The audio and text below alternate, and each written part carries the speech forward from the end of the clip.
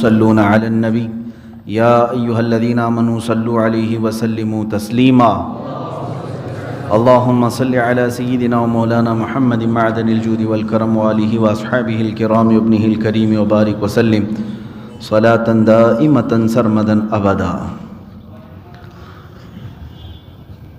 بسم اللہ الرحمن الرحیم۔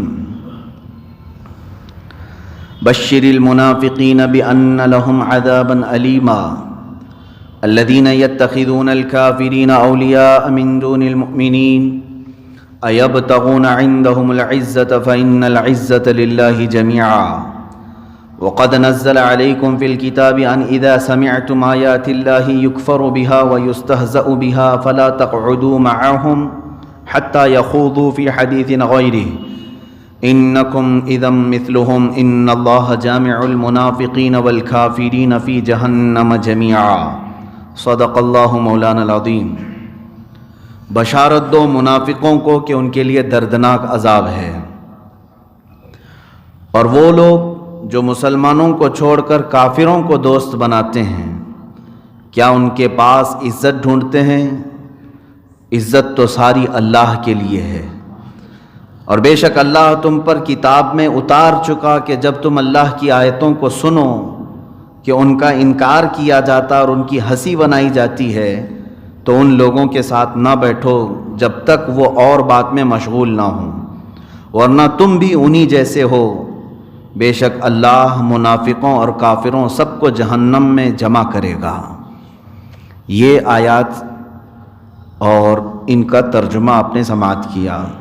اس آیت کو میں نے تلاوت کیا تھا پچھلے سیشن میں، ٹیکنیکل پرابلم کی وجہ سے وہ ریکارڈ بھی نہیں ہو سکی تھی اور ہمارے سامعین تک وہ تفسیر نہیں پہنچ سکی تھی، لہٰذا میں پچھلی تفسیر سے آپ کو جوڑ دیتا ہوں۔ یہاں سے بیان چل رہا ہے منافقین کے متعلق۔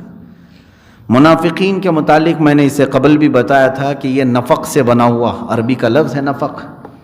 نفق کہتے ہیں ٹنل کو، ٹنل جو سرنگ ہوتا ہے جس کے دو منہ ہوتے ہیں، گاڑی ایک طرف سے داخل ہوتی ہے اور دوسری طرف سے نکل جاتی ہے۔ منافق کے دو منہ ہوتے ہیں، وہ اسلام کی بھی بات کرتا ہے اور کفر کی بھی بات کرتا ہے، اور ٹنل جیسا ہی ہوتا ہے، یعنی ایک بار اسلام میں داخل ہوا اور پھر ادھر سے نکل بھی گیا، اسے خود پتہ نہیں چلتا۔ اور ایک نافقہ ہے لفظ عربی کا، ایک جنگلی درندہ یا چوہا ایک اس طرح کا ہوتا ہے جس کے دو منہ ہوتے ہیں، جس کو یہ نافقہ کہا جاتا ہے، اسی سے منافق بنا ہوا ہے۔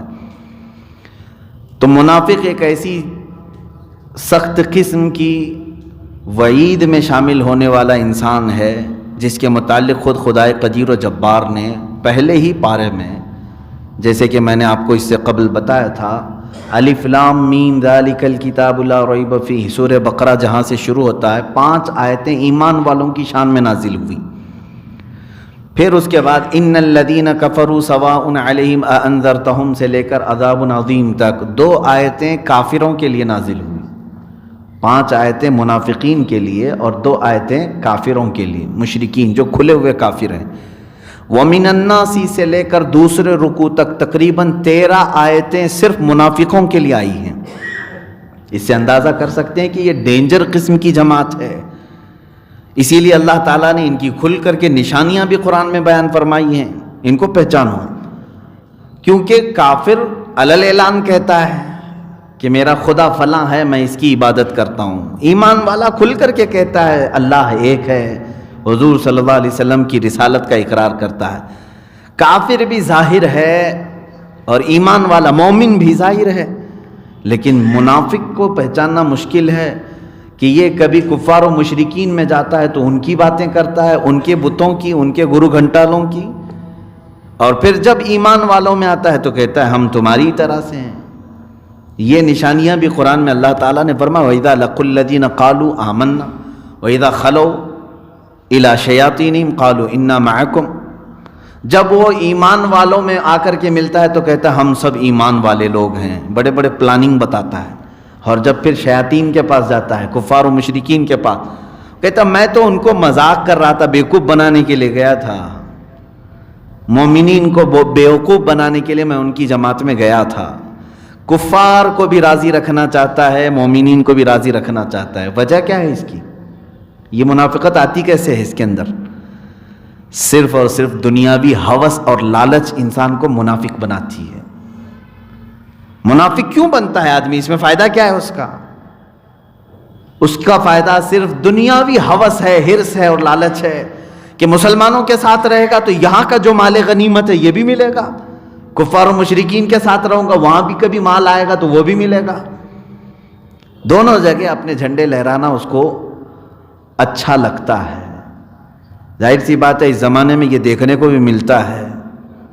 بی جے پی میں بھی جھنڈا لے کر کے جا رہے ہیں, کانگریس میں بھی جھنڈا لے کے جا رہے ہیں. نہ وہ بی جے پی کے ہیں نہ کانگریس کے ہیں.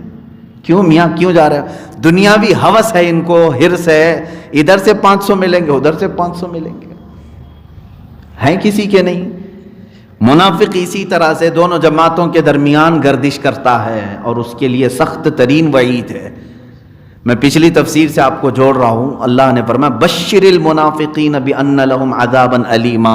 اے رسول بشارت دے دو منافقین کو, اللہ نے ان کے لیے درد والا عذاب رکھا ہے.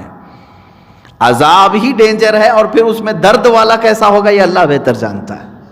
مطلق اگر اللہ نے عذاب قرار دے دیا تو اس کا تو سب سے ہلکا عذاب دوزخ کا یہ ہے.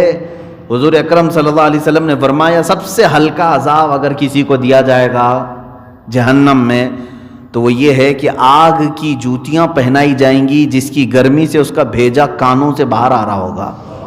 یہ ہلکا عذاب ہے. منیمم اگر کسی کو دیا جانا ہے تو اتنا دیا جائے گا. اور جہاں اللہ نے عذاب علیم کہا, درد والا عذاب, عذاب عظیم کہا, بہت بڑا عذاب, عذاب مہین کہا, ذلت والا عذاب, وہ اللہ ہی بہتر جانے کہ وہ کیسے عذابات ہوں گے, وہ کس قدر سخت ترین ہوں گے. تو منافقین کے لیے اللہ نے فرمایا درد والا عذاب ہوگا, ان کو دردناک عذاب ہوگا. کیوں؟ یہ کھل کر کے کبھی انہوں نے اقرار کسی چیز کا نہیں کیا, یہ ایک طرف نہیں ہو سکے. منافقت ایک بہت بری خصلت ہے. اللہ ان تمام چیزوں سے ہماری حفاظت فرمائے. ہمیشہ دعا یہ کرو کہ اللہ منافقت سے مجھے بچائے. یہ چیز اب کے زمانے میں ہم کسی کو منافق نہیں کہہ سکتے, یہ بھی بات میں نے بتایا تھا, کیونکہ نفاق دل کی کیفیت کا نام ہے. منافق جو ہوتا ہے وہ دل سے ہوتا ہے, اندر سے ہوتا ہے, دکھتا نہیں, کسی کی پیشانی پر لکھا ہوا نہیں یہ منافق ہے. اگر یہ اختیار دے دیا جائے تو پتہ نہیں جس سے جس کو دشمنی ہے وہ بول دے گا یہ منافق ہے, اس کو خارج کر دے گا, وہ منافق ہے, اس کو خارج کر دے گا. اس لیے اسلام نے, حضرت عمر فاروق رضی اللہ تعالیٰ عنہ نے اپنے زمانے میں اعلان فرمایا تھا کہ 2 ہی کیٹیگری ہوں گی ابھی آج سے, یا تو مومن ہوگا یا تو کافر ہوگا. کلمہ طیبہ پڑھ رہا ہے تو اس کو مومن کہو, اندر سے کچھ بھی ہو, ہمارے لیے حکم یہی ہے, ظاہر دیکھا جائے گا. اور اگر کلمہ کفر کہہ رہا ہے تو اس کو کافر کہو, اس لیے کہ وہ ظاہری دیکھا جائے گا.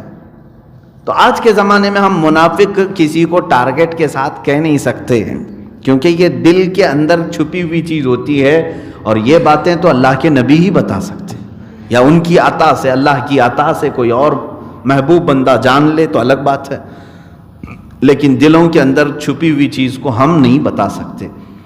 اب یہاں پر ہم کسی کو ٹارگٹ کے ساتھ منافق تو نہیں کہہ سکتے, لیکن علامات منافقت جو نفاق کی علامتیں ہیں وہ تو ہمیں حدیث نے بھی بتائی ہے اور قرآن نے بھی بتائی ہے. یہ چیزیں دیکھو, اگر یہ منافقت کی علامتیں پائی جا رہی ہیں تو ایسوں سے دور ہو جاؤ, اپنے آپ کو دور کر لو. وجہ کیا ہے؟ اے مومنو, تم پاک جماعت ہو, شیشے کی طرح اللہ تعالیٰ نے تمہیں سنبھال کر رکھا ہے, بہت پاک بنایا ہے, اور ان کی مجلسوں میں جاؤ گے تو ان کی گندھ تمہارے شیشے پر پڑے گی, جس سے تمہارے اندر بھی غلاظتیں آ جائیں گی. ہم نے دیکھا ہے اچھے اچھے لوگوں کو جب ایسے لوگوں کی محفلوں میں بیٹھ کر کے آتے ہیں تو پھر نیوٹرل باتیں کرنے لگتے ہیں, ارے نہیں وہ بھی چلنا چاہیے, یہ بھی چلنا چاہیے. ہم نے محسوس کیا یہ گند اس کے اندر آئی کہاں سے؟ یہ مجلسوں کی صحبت ہے, ان صحبتوں کا اثر ہے. لوگ یہ کہتے ہیں ہم کو کہ یہ تفرقہ والی باتیں نہ کریں, سب کو ملا کر کے لے جانے والی باتیں کریں. میرے عزیز, اگر ایسا ہی تھا تو اللہ ہی کیوں نہیں سارے لوگوں کو ایک بنا دیا؟ قرآن میں اللہ فرماتا ہے وَلَوْ شَاءَ رَبُّكَ لَجَعَلَ النَّاسَ أُمَّةً وَاحِدَةً، اگر تمہارا رب چاہتا تو پورے انسانوں کو ایک ہی امت میں بنا دیتا۔ اللہ چاہتا تو سارے لوگوں کی زبان ایک ہوتی، سارے لوگوں کا دین ایک ہوتا۔ نہیں، یہ تو دارالعمل ہے، اللہ نے تمہیں اختیار دے کر کے بھیجا ہے، جاؤ۔ اور اللہ تبارک و تعالیٰ نے مختلف رکھا ہے ہر ایک کی طبیعت کو، ہر ایک کے مزاج کو، تو یہاں ہمیں پہچاننے کے لیے ہی تو بھیجا گیا ہے۔ اگر ہم پورے ریڈی مومن ہی آ جاتے دنیا میں تو پھر ہمارا امتحان کس بات کا تھا؟ یہ دارالعمل ہے، دارالامتحان ہے، امتحان کا گھر ہے، یہاں پر پہچانا جائے گا۔ اب منافقین کی جو صفات ہیں وہ بہت ساری ہیں، اس میں سے چند یہ ہیں۔ میں نے پچھلی تفسیر میں بھی آپ کو بتایا تھا کہ ان کو بعض بزرگوں نے چوہے سے مشابہت دی ہے، چوہے سے ان کی مشابہت دی۔ منافق جو ہے چوہے کی طرح ہوتا ہے، کیا کرتا ہے؟ تمہارے گھر کے اندر ہوتا ہے، تمہیں معلوم ہی نہیں پڑتا، اور کاٹتا ہے مین چیزوں کو۔ کبھی کرنٹ کی تار کاٹ دیتا ہے، کبھی گیس کے پائپ کو کاٹ دیتا ہے، اور کبھی جو ہے چاول کے تھیلے کو کاٹ دیتا ہے، جو تمہارا کھانے پینے کی چیزیں اس کو خراب کر دیتا ہے۔ بڑے بڑے نقصانات کرتا ہے، چھوٹا سا منہ، اور اکثر لوگوں کو معلوم بھی نہیں ہوتا ہمارے گھر میں چوہا ہے۔ ہوتا یہی ہے، منافقین جس جماعت میں ہوتے ہیں وہ اپنا ظاہر نہیں کرتے اور مین وائرنگ کو کاٹنے پہ لگے رہتے ہیں۔ اسی لیے بزرگوں نے فرمایا کہ یہ منافق جب تمہاری جماعتوں میں آ جائے تو سیدھے تمہارے جو مدینے سے کنیکشن ہے اسی تار کو کاٹنے کا کام کرتا ہے، مین وائرنگ پر حملہ کرتا ہے۔ اولیاء کاملین کے قریب جانے سے تمہیں جو روک رہا ہے یہ کٹنگ ہی تو ہو رہی ہے۔ ہم تو رزق کے دروازے دیکھ رہے تھے، اللہ والوں کی بارگاہ سے ہمیں رزق کی فراوانی ہوگی، یہ سارے چاول کے تھیلے کاٹ ہی دیا انہوں نے۔ بہت سارے ایسے ہیں بیچارے جو کٹے ہوئے ہیں۔ اسی لیے علامہ نظمی میاں رحمۃ اللہ تعالی علیہ نے فرمایا تھا نجدی تیرا ٹھکانہ کیا، تو کٹی پتنگ ہے۔ انکار علم مصطفیٰ گچھی میں ہے تیری پڑا، نجدی تیرا ٹھکانہ کیا، تو کٹی پتنگ ہے۔ کٹی پتنگ کا مطلب کیا ہے؟ جس کی ڈور کٹ گئی، پتہ نہیں وہ کس کھائی میں جا کے گرے۔ ہاں، یہ کاٹا کس نے ہے؟ عزیزان گرامی وقار، ہماری نسبتیں سب مدینہ رسول سے وابستہ ہیں، اولیاء کاملین سے وابستہ ہیں۔ ہم آج تک ہاتھ میں ہاتھ دے کر کے اپنے پیر و مرشد سے بیعت کر کے اپنے سلسلے کو، سلسلہ کہتے ہی ہیں چین کو، پھر آگے بڑھانے کی کوشش کرتے ہیں، لیکن اس میں کٹنگ جو لوگ کرتے ہیں وہ منافق ہیں کہ تمہاری تار کٹ جائے۔ یہ ہوتے کافر ہیں، مشرک ہوتے ہیں، لیکن اسلام کا لباس اوڑھ کر کے آتے ہیں۔ اب ان کی بہت ساری علامتوں میں سے ایک علامت قرآن میں پہلی آیت میں ہی ہے، ابھی جو میں نے تلاوت کیا اس میں یہ اللہ فرماتا ہے، میں آج وہی ریپیٹ کر رہا ہوں، پچھلی تفسیر سے آپ کو جوڑ رہا ہوں، الذین یتخذون الکافرین اولیاء من دون المؤمنین۔ منافقین کی ایک بڑی عادت یہ ہے کہ وہ کافروں کو دوست بناتے ہیں مومنین کو چھوڑ کر کے، مسلمانوں کو چھوڑ کر کے کافروں کو دوست بناتے ہیں۔ یہ رواج بھی آج بہت چلا ہوا ہے، ارے نہیں ہمارے فرینڈز لسٹ میں یہ سب نہیں آئیں گے۔ کیوں نہیں آئیں گے؟ مسلمانوں کو فرینڈ بنانے میں، دوست بنانے میں ان کو آر محسوس ہوتی ہے، کفار و مشرکین کے پاس جائیں گے۔ کیوں جاتے ہیں؟ وہ بھی قرآن کہہ رہا ہے ایبتغون عندہم العزت، ان کے پاس تم تھوڑی سی عزت لینے کے لیے جاتے ہو، یہی کہتے ہیں نا ہم آج حکومت بھائی ان کی ہے، ہمیں جانا پڑتا ہے ان کے پاس، تھوڑی سی عزت مل جاتی ہے۔ کیا عزت ملتی ہے؟ وہ لوگ بھی اس کو خوب نچاتے ہیں، ان کو معلوم ہے یہ ہماری جھولی میں آیا ہے، اب یہ نہ ہمارا ہوگا نہ اپنی قوم کا ہوگا، اس سے وہ لے کے ناچو اس کو۔ جتنے لوگوں کو ہم نے دیکھا ہے اس طرح سے، ہمارے لیڈر بھی آج بیچارے وہ گیند بنے ہوئے ہیں، ادھر سے ہماری جماعت ٹھوکر مارتی، ادھر سے ان کی جماعت مارتی ہے، بیچ میں ہی رہ جاتے ہیں۔ اور ہمارے محاورے کے مطابق دھوبی کا گدھا نہ گھر کا نہ گھاٹ کا، وہ منافق کی علامت ہے۔ اسی لیے قرآن نے کہا تھا ادخلوا فی السلم کافہ، تم اسلام میں پورے کے پورے داخل ہو جاؤ۔ جب آج کفار و مشرکین میں ان کا کوئی بھی شخص اس طرح کے سیکولرزم میں آنا پسند نہیں کر رہا ہے، وہ پیورٹی چاہ رہے ہیں، تو تمہیں کون سی بیماری لگی ہے یہ سیکولرزم کی؟ تم بھی کامل بنو، تم بھی کامل مومن رہو، کامل مسلمان بن کر رہو۔ اور میں یہ بات نہیں کہہ رہا ہوں، ہندو آج جو بات کر رہے ہیں اپنے دین کی وہ اچھی بات کر رہے ہیں، ٹھیک ہے، ظاہر سی بات ہے، اگر وہ ہندو ہیں تو پورے ہندو ہی ہونا چاہیے ان کو، اگر کوئی سکھ ہے تو اسے پورا سکھ ہی ہونا چاہیے، ٹھیک ہے۔ تو میں یہ تو بہتر سمجھتا ہوں، کم سے کم وہ اپنے دھرم کا تو ہے، ٹھیک تو ہے۔ لیکن میں یہی چاہتا ہوں کہ اے مسلمانوں، تم بھی اپنے دین میں کامل ہو جاؤ، تم بھی اپنے اسلام پر یقین رکھو اور تم کامل ہو جاؤ۔ اور اللہ رب العزت نے یہاں پر جو علامتیں بیان فرمائی، یہ علامتوں سے تم پہچانو کہ کہیں ایسا تو نہیں کہ یہ چیز میرے ہی اندر آ رہی ہے، میں تھوڑے سے پیسوں کے لیے، تھوڑی سی عزت کے لیے اس کی ہاں میں ملایا، اس کی ہاں ملایا، اس کے پاس گیا۔ کبھی کبھار تو میں نے دیکھا ہے کہ ایمان بھی چلا جاتا ہے لوگوں کا، کیونکہ دوسروں کو راضی رکھنے کے لیے وہ اپنے خدا کو چھوڑ کر دوسرے خدا کے سامنے جھک بھی جاتے ہیں۔ ہوتا ہے ایسے، کہتے ہیں نہیں یہ سب کرنا پڑتا ہے ہم کو، ہم سیاست میں ہیں، ہم کو سب کرنا پڑتا ہے۔ تو یہی تو منافقت ہے۔ اور تمہارے لیے میں بشارت دیتا ہوں، اللہ نے فرمایا دردناک عذاب ہے، دردناک عذاب ہے۔ اور میں نے یہ بھی بتایا تھا کہ اسلام کو سب سے بڑا نقصان اگر کسی سے پہنچا ہے تو منافقین سے پہنچا ہے۔ ہر زمانے میں منافقین سے سب سے بڑا نقصان پہنچا ہے۔ وجہ یہ ہے کہ ہم اس کو بہت دیر سے پہچانتے ہیں۔ میں کل ہی کچھ چیزوں کے مطالعے میں تھا، کینسر کی بیماری کے بارے میں کبھی کبھار پڑھنے کو ملتا ہے، میں بھی پڑھتا رہتا ہوں۔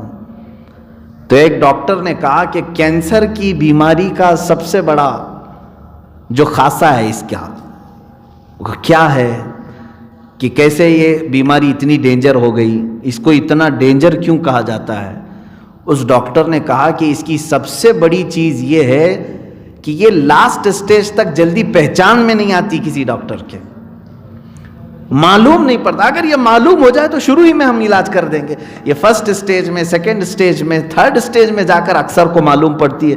کسی کو ریئر ہے، سیکنڈ سٹیج میں معلوم ہوا، علاج ہو گیا تو ہو گیا، لیکن 98% اس کا علاج نہیں ہوتا، 2% صرف امید ہے کہ وہ ہاتھ میں آ جائے۔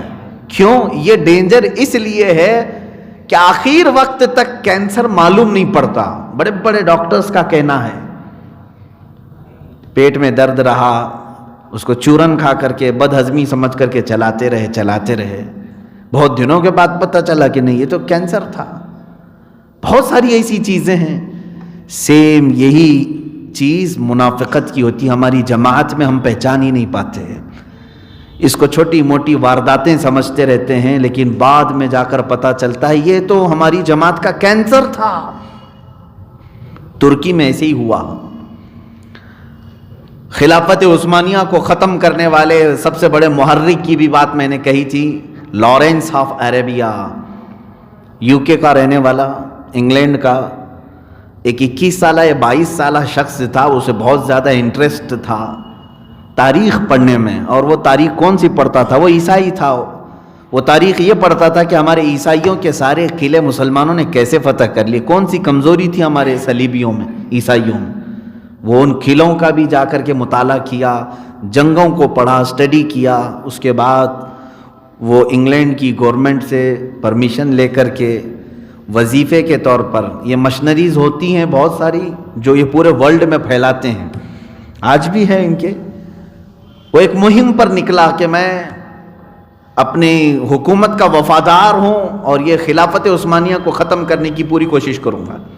خلافت عثمانیہ کی بات کی جا رہی ہے، یہ 1912 یا 1910 کے آس پاس کی بات بتا رہا ہوں، فرسٹ ورلڈ وار ابھی نہیں ہوئی تھی۔ تو یہ لارنس آف عربیہ عرب میں آیا اور عربوں کی زبان سیکھا، ان کی تعلیمات حاصل کیا، پوری چیزیں حاصل کرنے کے بعد یہ ایسی عربی بولتا تھا جیسے عرب والے لوگ بولتے ہیں۔ اس نے کمزوریاں دیکھی خلافت عثمانیہ کی کہاں کہاں ہے۔ خلافت عثمانیہ آخری سانسیں لے رہی تھی اس وقت مطلب یوں کہ تھوڑی سی کمزور ہو گئی تھی، لیکن پھر بھی معمولی بات نہیں تھی۔ 40 کنٹریز جو آج کی ہیں، آج 40 کنٹریز خلافت عثمانیہ کے انڈر میں آتی تھی، اتنی بڑی وہ حکومت تھی، اس کو ہلا دینا معمولی بات نہیں تھا، معمولی بات نہیں تھی۔ لارنس آف عربیہ نے تقریباً 4 یا 5 سال محنت کی، عربوں میں داخل ہوا، ان کے اندر تعصب کو جگایا۔ تعصب کیا ہوتا ہے؟ عصبیت، علاقائی عصبیت، جیسے ارے تم کرناٹکی ہو، وہ بہاری ہے، یہ بنگالی ہے، یہ راجستھانی ہے، یہ گجراتی ہے، یہ علاقائی تعصب۔ اسلام میں اس بات کی اجازت نہیں ہے۔ اگر تعصب یا عصبیت ہوتی تو کبھی بلال حبشہ سے آ کر کے حضور کے خادم نہیں بنتے، صہیب روم سے آ کر، سلمان فارس سے آ کر، یہ تمام دیگر علاقوں کے صحابہ آئے رضوان اللہ تعالی علیہ مجمعین، اور مدینے میں ایسے رہتے تھے جیسے ایک ماں کے بیٹے رہتے ہوں۔ علاقائی عصبیت ہمارے ہاں جائز نہیں، لیکن منافقین جو ہے اس عصبیت کو ابھارتے ہیں ہر جگہ، اس عصبیت کو کہ تمہارا وطن ہے، دوسرے آ کر کے اس پر قبضہ کیے ہوئے ہیں، تمہاری زمین ہے۔ تو عربوں کے ساتھ بھی اس نے یہی کیا، ترکی لوگ آ کر کے تمہارے اوپر حکومت کر رہے ہیں، زمین تو تمہاری ہے، عرب ہو تم، برسوں سے تم عربی، اور وہ ترکی ہیں۔ مکہ پر ترکیوں کا قبضہ ہے، مدینے پر ترکیوں کا قبضہ ہے، ساری جگہوں پر حکومت ان کی ہے، تم کیا کر رہے ہو؟ ظاہر سی بات ہے، یہ بیج جب بو دیا جاتا ہے، دھیرے دھیرے دھیرے یہ پودے نکلنے شروع ہو جاتے ہیں، زمانہ لگتا ہے۔ لارنس آف عربیہ عربی لباس پہنتا تھا، جبہ پہنتا تھا، وہ شماغ پہنتا تھا، اقال پہنتا تھا، یہ تمام چیزوں کے ساتھ اس نے گورنر مکہ، اس وقت ایک حسین نام کا شخص تھا، اس کو جا کر کے لالچ دیا کہ تو ترکیوں کے خلاف بغاوت کر، میں تجھے انگلینڈ کی حکومت سے تعاون دلاؤں گا اور تیرا پورا ایک علاقہ میں تیرے حوالے کرواؤں گا۔ شروع میں تو اس نے انکار کیا کہ ایک عام آدمی اگر یہ اتنا بڑا آفر دے تو اس کو خاطر میں نہیں لایا، لیکن لارنس آف عربیہ ظاہر سی بات ہے ایسے چھپ کر کے کام کرتا رہا۔ اس نے ڈھونڈا پورے عرب میں ایک مشہور خاندان کو جو ڈاکہ زنی پر مشہور تھا، وہ ڈاکوؤں کا خاندان تھا، لوگ ان سے ڈرتے بھی تھے۔ ظاہر سی بات ہے گنڈوں سے لوگ جو ڈرتے ہیں وہ عزت کی وجہ سے نہیں، جیسے کتے سے بھی ہم ڈرتے ہیں اس لیے کہ کاٹ لے گا۔ بعض گنڈے یہ سمجھتے ہیں، دیکھتے ہیں سارے لوگ کیسے مجھ سے ڈرتے ہیں، عزت کرتے ہیں، میری عزت نہیں میاں، وہ کتوں سے جیسے ڈرتے ہیں ویسے آپ سے بھی ڈرتے ہیں۔ ایسے ہی عربی وہ قبیلہ تھا، وہ گنڈوں کا قبیلہ تھا، ڈاکوؤں کا قبیلہ تھا، جو آج بھی سعودی پر حکومت کر رہا ہے، محمد بن سعود کا خاندان۔ لارنس آف عربیہ ان کے پاس پہنچا، انہیں لالچ دیا، ان کو صرف پیسوں سے مطلب تھا، زمین سے مطلب تھا، اور وہ اس لالچ میں وہ آ گئے اور بغاوت شروع کر دیا۔ جگہ جگہ ان لوگوں نے لوٹ مار شروع کر دی۔ ترکی جو تھے وہ سمجھ ہی نہیں سکے، علاقے سنبھال نہیں سکے، انہوں نے فوجی چھاونیوں پر بھی حملہ کیا۔ میں جب پڑھ رہا تھا تو مجھے اس کی اہمیت پتہ چلی کہ ترکی حکومت نے یعنی خلافت عثمانیہ نے لارنس آف عربیہ کے سر کی بڑی قیمت رکھی تھی کہ اس کو ڈھونڈ کر کے لاؤ تو اتنا انعام دیا جائے گا، کیونکہ بیج یہی تھا، کینسر یہی تھا۔ آخر وہ زمانہ بھی آیا جب مکہ اور مدینہ طیبہ میں بھی جو لوگ موجود تھے ان کو بھی خرید لیا اس نے، اور دعویٰ یعنی کس بات کی لالچ دی گئی، وعدہ کس بات کا تھا کہ ہم اپنے آقاؤں سے یعنی امریکہ سے، یورپ سے، انگلینڈ سے تمہیں ایک زمین، بہت بڑی زمین کے مالک تمہیں بنا دیں گے، بادشاہ تم رہو گے۔ طے پا گیا، اور پھر یہ 1917 کے بعد جو ورلڈ وار فرسٹ، پہلی جنگ عظیم ہوئی، اس کے بعد حالات بکھر گئے۔ ترکی کی خلافت عثمانیہ کو بہت بڑا جھٹکا لگا، اس لیے کہ یہ جرمنی کے ساتھ تھا، اور جرمنی کو شکست ہوئی تو خلافت عثمانیہ بھی ڈھیلی پڑ گئی۔ فرانس، یورپ، امریکہ یا انگلینڈ جو ایک طرف تھے یہ غالب آ گئے، وہیں سے ان کا غلبہ شروع ہوا۔ اس سے پہلے کوئی سپر پاور نہیں تھا، یہ فرسٹ ورلڈ وار کے بعد یہ غلبے میں آئے، یورپ، انگلینڈ وغیرہ، ورنہ پہلے تو ہمارا سکہ بولتا تھا۔ خلافت عثمانیہ 650 سال تک سپر پاور یہی تھی۔ فرسٹ ورلڈ وار کے بعد پھر ان کے حوصلے بڑھ گئے، خلافت عثمانیہ کو انہوں نے ختم کرنے کے لیے پوری ایڑی چوٹی کا زور لگایا، اور عربوں میں داخل ہو کر کے لارنس آف عربیہ نے عربوں کو خود ابھارا تھا۔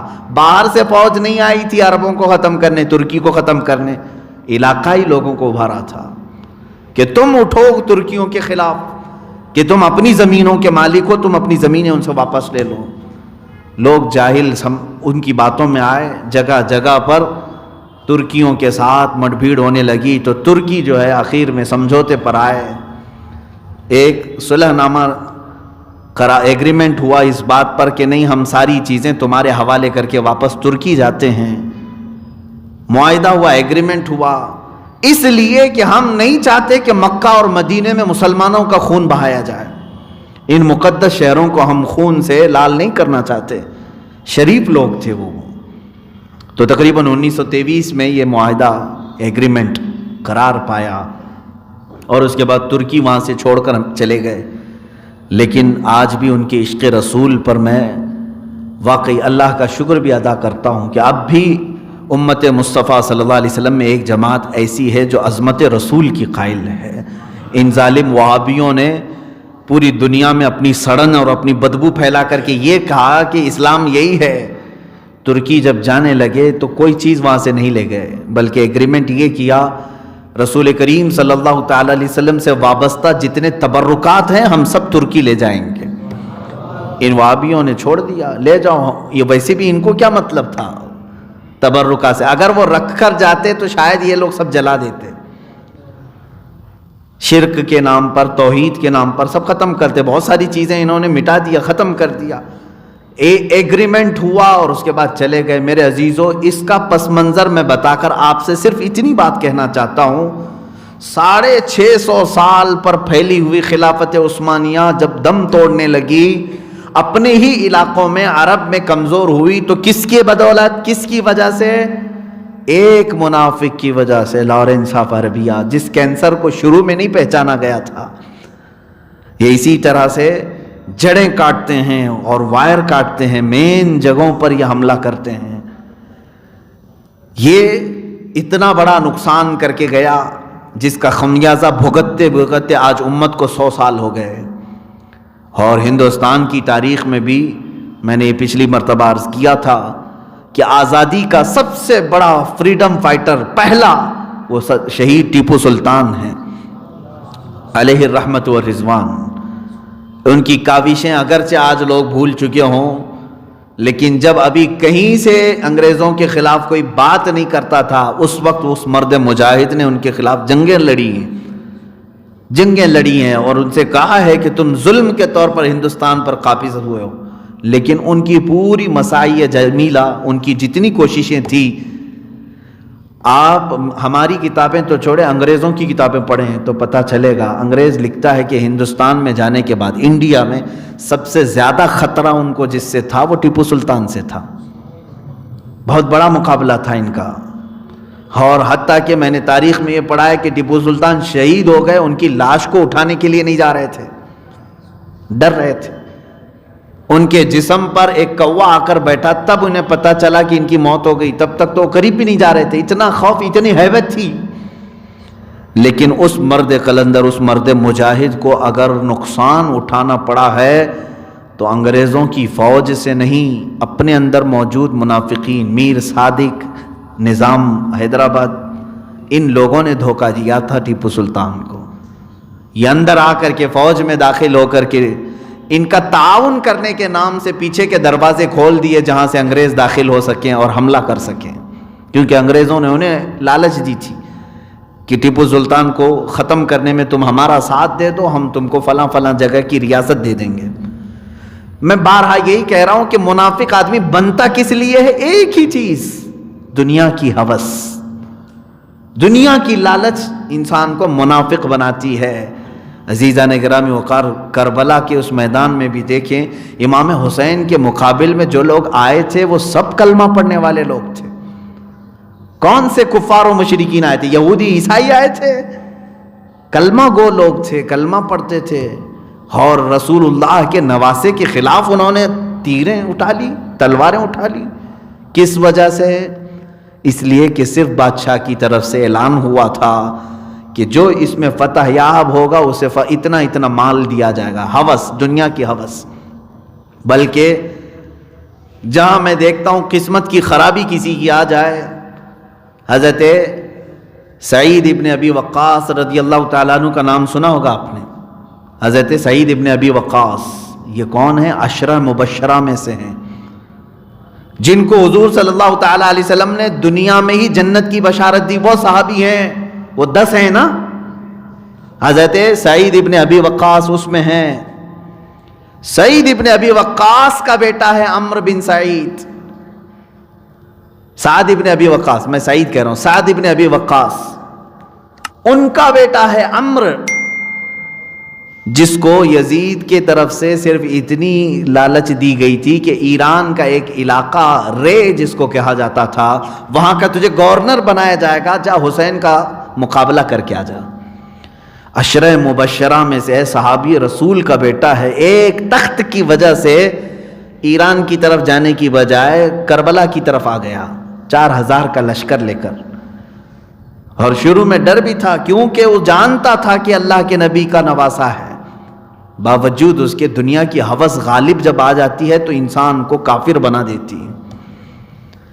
10ویں محرم تھی جب اس نے تیر اٹھایا اور تیر پھینک کر کے خیمہ حسین کی طرف، سارے کوفیوں سے کہا ہے کوفیوں گواہ رہنا، جب یزید کے پاس یہاں کا قصہ بیان کیا جائے تو یہ بیان کرنا کہ سب سے پہلے حسین کی طرف تیر چلانے والا سعد ابن ابی وقاص کا بیٹا عمر ہے، وہ یہ کہہ کر کے تیر چلایا اس نے، اور انجام بھی بہت برا ہوا۔ سر حسین کو انہوں نے جدا کیا جسم ناز سے، اور پھر اس کو گھمایا، جو کچھ بھی کیا، لیکن نہ اس کو رے کی حکومت ملی، نہ ایران کی کوئی بادشاہت ملی۔ 2 سال نہیں گزرے تھے کہ اس کی جان پر ایسی آفت آئی، مختار سقفی نے اس کو ٹکڑے ٹکڑے کر کے مار دیا۔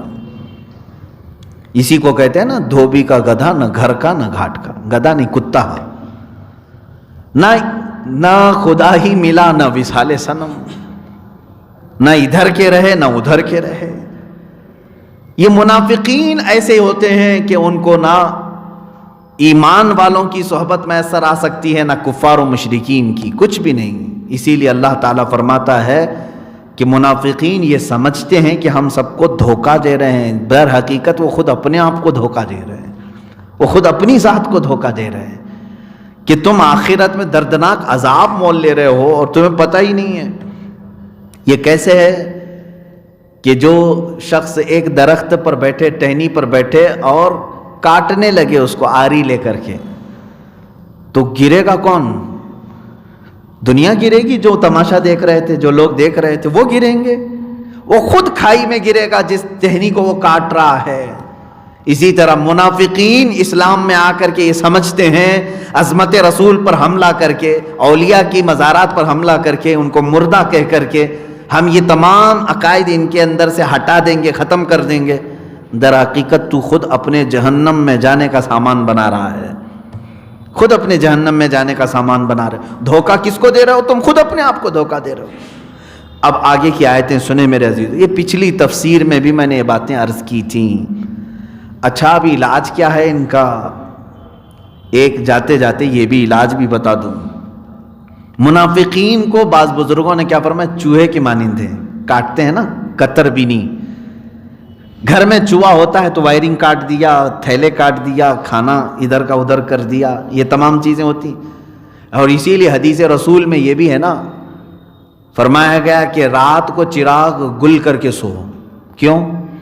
فرمایا گیا چوہا، شیطان جو ہے چوہے کی شکل میں آئے گا، چراغ کو کھینچ کر کے کپڑوں کے پاس لے جائے گا، گرائے گا، آگ لگے گی جس سے تمہارا پورا گھر بھی جل سکتا ہے، آگ لگانے کا کام بھی کرے گا۔ تو چوہا بڑا اس طرح کا دشمن ہے کہ سمجھ میں نہیں آتا، لیکن ہوتا گھر میں ہے۔ کیا کرتے ہیں آپ چوہوں کے لیے؟ یا تو پھر آج کی چوہا مار دوائیاں ہیں وہ یوز کرتے ہیں، لیکن ہمارے ہاں ہمارے بزرگوں نے تو کہا ہے کہ ایک بلی پال لو، ضروری نہیں کہ وہ ہر چوہے کو پکڑے گی، گھر میں اگر وہ گھومتی رہے، خالی آواز بھی آتی رہے تو چوہا آئے گا نہیں، ہوتا ہے نا۔ بلی کی اگر آواز بھی آتی رہے تو چوہے گھر میں آتے نہیں۔ اسی مثال کو میں نے محسوس کیا، بزرگوں نے صحیح مثال دی ہے۔ اب مومنین کو چاہیے کہ اگر تمہاری جماعت میں کوئی منافق نہ آئے تو کوئی عاشق رسول عالم اہل سنت اپنے محلے میں ہونا چاہیے، اپنی جماعتوں میں ہونا چاہیے۔ اگرچہ وہ ہر منافق کو نہ پکڑے لیکن اس کی آواز سے ہی بہت سارے منافقین راستہ بدل لیں گے۔ نہیں آتے، ہم نے دیکھا ہے بہت ساری جگہوں پر، میں اپنے لیے نہیں کہہ رہا ہوں، علماء اہل سنت اور ہر مسلمان کو چاہیے کہ تم اپنی صحبتیں باعمل علماء کے پاس گزارو، اس لیے کہ صحبت کا اثر ہوتا ہے۔ اپنے اللہ تعالیٰ نے جو تمہیں وقت دیا ہے اس وقت میں تھوڑا وقت نکالو۔ امام غزالی رحمۃ اللہ تعالیٰ علیہ فرماتے ہیں، یک طاعت با صحبت اولیاء بہ از 100 سالہ طاعت بیریا۔ فرماتے ہیں 100 سال اگر تم عبادت کرو گے، 100 سال عبادت کرو گے، اس سے بہتر ہے کہ ایک لمحہ کسی اللہ کے ولی کی بارگاہ میں گزارو، باعمل عالم دین یا کسی شیخ کی صحبت میں گزارو۔ وجہ کیا ہے؟ اس لیے کہ یہاں تمہارے دل زندہ ہوتے، ایمان تازہ ہوتا ہے۔ اور منافق یہ چاہے گا کہ تم کسی عالم کے قریب نہ جاؤ، کسی کے پاس نہ جاؤ۔ ہمارے پاس ایک نوجوان آیا، یہ ممبئی کی بات ہے، اس کا پیر جو ہے وہ 8 خدا کو مانتا ہے، چیلنج کرتا ہے دنیا کے کسی کو بھی بولو میں ثابت کر کے دکھاؤں گا کلمہ لا الہ الا اللہ میں 8 خدا ہے۔ زندیق ہے، شیطان ہے وہ لباس تو ہمارا پہنا ہوا ہے، بڑا امامہ بھی ہے، جبہ بھی ہے، سب ہے، پیرا مریدی بھی چل رہی ہے، بہت مرید بھی ہو رہے ہیں، لیکن ان کے مریدین کوئی آتے نہیں تھے۔ ایک بھٹک کر کے آ گیا تھا بیچارہ، آیا اور اس نے دوسرے علاقے میں مجھ سے ملاقات کر کے کہا، حضرت ایک بات کی خلیش ہے، پیر صاحب ہیں ہمارے اور وہ کہتے ہیں کہ کلمے میں 8 خدا ہے، کبھی کبھار مجھے وسوسہ ہوتا ہے، ہمارا اسلام تو کہتا ہے کوئی خدا نہیں سوائے اللہ کے، 8 کیسے ہوں گے، کیسے ثابت کریں گے؟ تو مجھے پہلی مرتبہ میں نے سنا تھا، میں نے کہا حقیقت بات ہے؟ اس نے کہا ہاں، اور پھر اس نے تصویریں دکھائی اور کیا کیا ان کے خرافات تھے۔ تو میں محسوس کیا کہ یہ میرے پاس آ کر کے بتایا، تو میں نے اس سے کہا تمہارے جو پیر ہیں ان کی ایک علامت میں بتا دوں؟ کہا کہ کیا؟ کہا انہوں نے تم کو مرید کرنے کے بعد سب سے پہلے یہ کہا ہوگا کہ مولانا کے پاس نہیں جانا۔ اس نے کہا بالکل، آپ تو دل کی بات جان لی ہے۔ کہا اور اب تو ہم ولی بن گئے۔ میں نے کہا بیٹا میں دل کی بات نہیں اور نہ میں ولی ہوں، لیکن مجھے ان کی ساری ٹپس معلوم ہیں۔ یہ شیطان سب سے پہلے یہ چاہتا ہے کہ کسی عالم کے پاس نہ جائے ورنہ اس کی پول کھلے گی۔ بندہ جو ہے شریعت کو جان لے گا تو پھر اس کو دھکے مارے گا۔ 8 خدا کہاں سے آئے؟ میرے عزیزو، ایسے زندیقوں کے پاس اپنا ایمان نہ بیچو۔ ہاں، جو مشائخ اہل سنت کے ہیں، جو صحیح طریقے سے اولیاء کاملین کے غلام ہیں، میرے عزیزو ان کی بارگاہ میں تو میں اپنی جان بھی فدا کر دوں۔ ہاں بالکل، ہماری جان ان کے لیے حاضر ہے، ہم ان کی بارگاہ میں اپنا ہر لمحہ حاضر کرتے ہیں۔ جو مشائخ ہمیں اولیاء کاملین کی سچی محبت تک پہنچاتے ہیں، ورنہ جو دکاندار ہے ان سے اپنے آپ کو بچاؤ۔ اور ایسے کوئی بھی پیر کا لبادہ اوڑھ کر کے آئے تو بھی فرمایا گیا کہ تم پہچانو کہیں ایسا تو نہیں کہ چوہا گھر میں داخل ہو رہا ہے، وائر کاٹے گا، چاول کا تھیلا کھا جائے گا۔ ایک اور صاحب ہمارے پاس آئے، کہا کہ حضرت ہمارے پیر صاحب ہیں، اب گھر میں جھگڑا شروع ہو گیا ہے، آپ حل نکالیں۔ کہا کس بات کا؟ کہا جب بھی وہ گھر پہ آتے ہیں پورا راشن خالی ہوتا ہے، 5 قسم کے سالن بنانے پڑتے ہیں، 5 قسم کے کھانے بنانے پڑتے ہیں، 5 قسم کے میٹھے۔ اب میری بیوی بھی غصے میں آنے لگی ہے کہ ایسی دعوت، اور اس پیر صاحب کا ماشاءاللہ پیٹ بھی کافی بڑا تھا اور جتنے لوگ جمع ہوں سب۔ تو میں نے کہا کہ یہ جو ہے پیر نہیں ہے، یہ بلا ہے، جس گھر پر اترے اس گھر کا پورا راشن ختم ہو جائے۔ اللہ والا تو وہ ہے جو خود بھوکا رہے اور اپنے مریدوں کو کھلائے، وہ فیض بانٹے، غربا اور مساکین کی وہ دستگیری کرے۔ आओ मेरे आका सल्लल्लाहु अलैहि वसल्लम की बारगाह में, रमज़ान का मौसम है और वो फ़क्र फाका में रहने वाले सहाबा, 70 सहाबा के दरमियान हुजूर बैठते थे। एक प्याला दूध का आया, हुजूर अकरम सल्लल्लाहु तआला अलैहि वसल्लम ने हज़रत आयशा से कहा, आयशा देखो कोई मुसाफिर तो बाकी नहीं रह गया, बाहर कोई मुसाफिर तो नहीं है, कहीं ऐसा ना हो कि हम दूध पी लें और कोई मेहमान मुसाफिर बाकी रह जाए। माँ आयशा सिद्दीक़ा फरमाती हैं, दूर मैंने निगाह डाली, जन्नतुल बकी के पास दरख्त के नीचे कोई एक शख्स अपनी ऊँटनी या घोड़ी बांध रहा था और मुसाफिर लग रहा था। हज़रत आयशा कहती है, मैंने कहा या रसूल अल्लाह सल्लल्लाहु अलैहि वसल्लम कोई मुसाफिर आया है। हुजूर अकरम सल्लल्लाहु अलैहि वसल्लम, इफ्तारी का वक्त है, उठ गए और उसके पास गए, उससे पूछा सफ़र के हालात और उसको लेकर के आया, दस्तरखान पर आए और उसको दूध का प्याला पेश किया। वो इत्तेफाक से ऐसा था कि नया मुसाफिर था, वो पूरा दूध पी गया, दूध का प्याला पी गया। इधर 70 सहाबा हैं और खुद मेरे आका हैं। खजूर की घुटलियों को चूस करके उन्होंने इफ्तार किया। ये है पीर सादिक, ये है मुर्शिद बरहक। और जो उनकी सुन्नतों पर अमल ना करे, अपने पेट के लिए इस तरह के बिजनेस करे, तो समझ जाओ कि फिर चूहा घर में आया है। और जाहिर सी बात है, उसके लिए तुम्हें जरूर कोई बिल्ली ढूंढना पड़ेगा, कम से कम आवाज तो करे। अजीज़ान गिराम वक़ार, यहां से एक और दूसरी बात मैं अर्ज करता हूं। अल्लाह फरमाता है ये क्यों जाते हैं। एक मिसाल मैंने बताया था कि ये इनकी बड़ी निशानी ये है कि ये मोमिनीन को छोड़कर दोस्त किसको बनाते हैं, काफिरों को। और इस मिसाल में सबसे फिट बैठते हैं आज के हालात, सियासी हालात को देखें। इस्लामिक कंट्रीज जो अपने आप को कहते हैं, ये दोस्त किसको बनाना पसंद कर रहे हैं आज। सऊदी अरब इजराइल की तरफ हाथ बढ़ा रहा है, यूएई इमारात इजराइल को अपने गोद में बिठाना चाहता है और अपने यहाँ पूजा पाठ के लिए बुला करके कुफ्फार और मुशरिकीन का इस्तकबाल कर रहे हैं। एक तरफ फिलिस्तीन के निहत्ते बच्चे सालों से मारे जा रहे हैं, उनके पास एक रोटी पहुंचाने की इनके अंदर तौफीक नहीं। मुल्क शाम में ये खुद हमले कर रहे हैं सऊदी वाले। यमन में तकरीबन 2011-12 से चल करके आज तक 8 साल से बमबारी कर रहा है सऊदी अरब, जिसको मरकज इस्लाम कहते हैं ना लोग। मेरे अजीजों, इलाका तो हो सकता है लेकिन तख्त पर बैठा हुआ हक पर हो, यह जरूरी बात नहीं है। अब तक वही सऊदी अरब 400 से ज्यादा उलमा को जेल में पहुंचाया हुआ है। उसमें सलफी उलमा भी हैं, सूफी उलमा भी हैं, सुन्नी भी हैं, वहाबी भी हैं। 400 से ज्यादा। क्यों? इसलिए कि इनकी गलत पॉलिसियों पे वो बात कर रहे थे, जुमा के खुतबे में बोल रहे थे।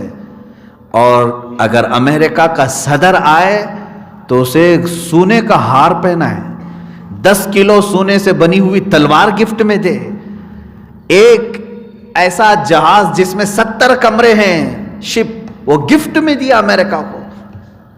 और मुझे एक सऊदी बाशिंदे ने ही कहा था कि तकरीबन 20 साल के हाजियों की कमाई इसने एक ही सफर में दे दिया उसको, अमेरिका के सदर को। इतने बड़े गिफ्ट क्यों दिए गए? कुफ्फार इनसे राजी हो जाएं। कुरान में अल्लाह ने यही फरमाया, अयब्तगूना इंदहुमुल इज्जत, तुम उनके पास इज्जत ढूंढना चाहते हो, फइन्नल इज्जत लिल्लाहि जमीआ, इज्जत तो सिर्फ अल्लाह ही के पास है, सारी इज्जत अल्लाह के पास है।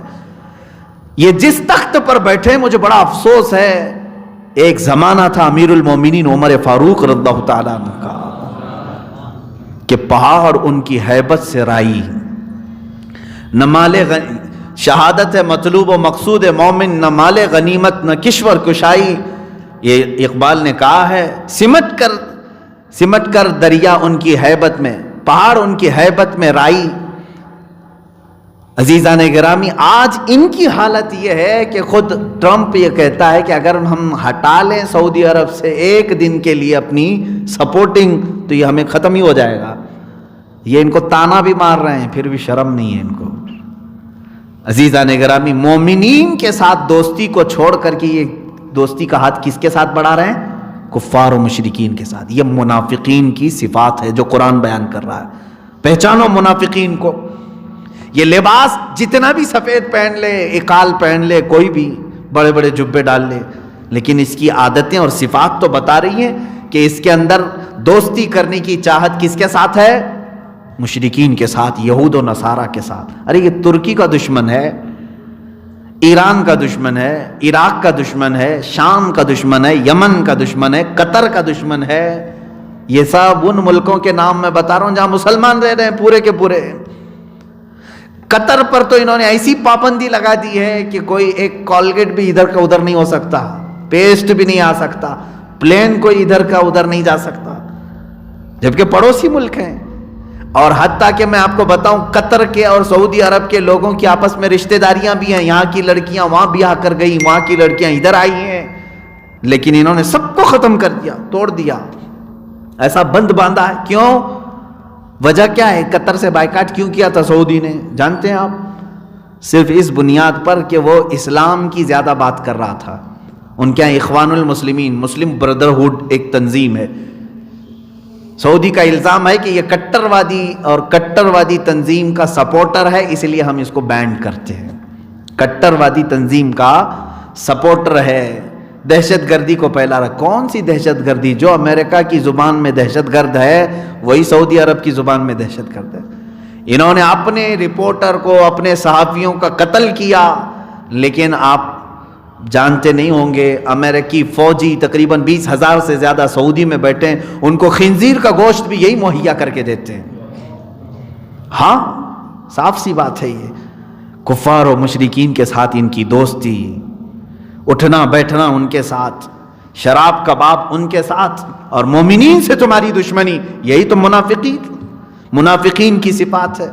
میں پوچھتا ہوں ان لوگوں سے جو آج تک چلاتے تھے ارے سعودی کو فالو کرو، سعودی کو فالو کرو، اب بھی تمہاری آنکھیں نہیں کھلی کہ ان کی غلط پالیسیوں پر؟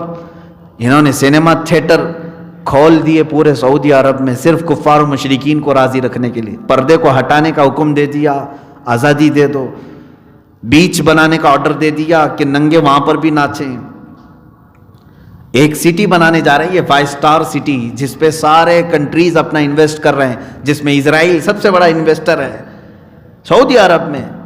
جس حجاز پاک کو، جس عرب شریف کو اللہ کے نبی صلی اللہ تعالیٰ علیہ وسلم نے ہر بے حیائی سے پاک کیا تھا، افسوس ہے کہ اس زمانے میں وہ ساری بے حیائیاں یہ لانے کی کوشش کر رہے ہیں۔ پہچانو یہ سعودی نہیں ہیں، یہ یہودی ہیں، لباس اوڑا ہوا ہے انہوں نے اسلام کا۔ جو لارنس آف عربیہ نے 100 سال پہلے ترکی کو ختم کرنے کے لیے کیا تھا، وہی آج تخت پر بیٹھے ہوئے لوگ کر رہے ہیں، پہچان نہیں پا رہے ہیں لوگ۔ یہ کینسر ہے، اس وقت تمہیں معلوم ہوگا جب یہ بہت کچھ تباہ کر چکا ہوگا۔ جیسے ترکی میں ہوا یہ کہ مصطفیٰ کمال باشا نام کے شخص کو انہوں نے اپنا لیڈر بنایا، ترکیوں نے خلافت عثمانیہ کے ختم کرنے کے بعد۔ مصطفیٰ کمال باشا کون ہے؟ اس کو کہا جاتا ہے بہت روشن خیال آدمی، بہت ترقی چاہنے والا آدمی۔ وہ ایک فوجی لیڈر تھا، اور اس کو لوگوں نے ہاتھوں ہاتھ لیا کہ یہ اچھی اچھی باتیں کرتا ہے، جیسے یہاں ہندوستان والوں نے اچھے دن آئیں گے کہہ کر کے بیوقوف کو ہاتھوں ہاتھ لے لیا تھا۔ ہاں ظاہر سی بات ہے، جب کوئی ڈمرو بجاتا ہے تو اس وقت اچھا لگتا ہے، لیکن جب کھیل ختم ہو جائے تو سب کھجلی ہے اور کچھ بھی نہیں ہے۔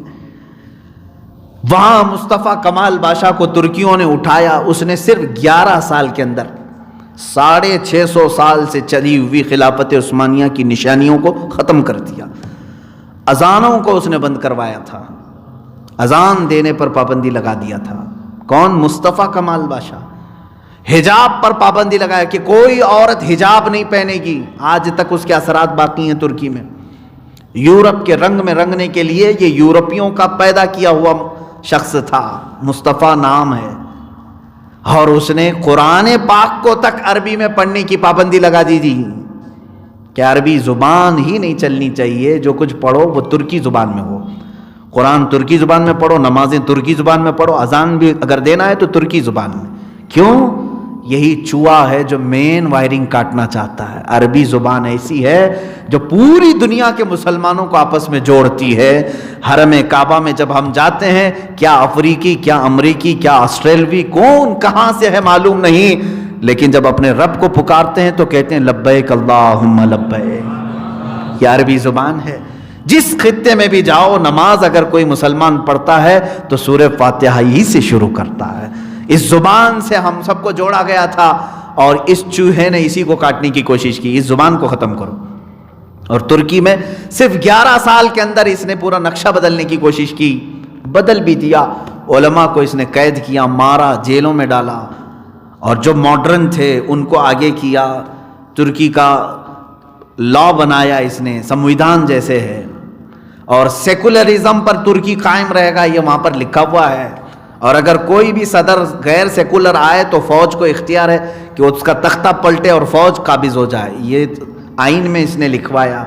ایسی ایسی چیزیں کہ پوری ترکی کو یورپ کے ہاتھوں بیچ دیا کہ ترکی اپنی ہی زمین سے کوئی فائدہ نہیں اٹھا سکے گا۔ دریائے فاسفورس سے جتنے بھی جہاز گزریں گے وہ کوئی ٹیکس نہیں دے گا ترکی کو۔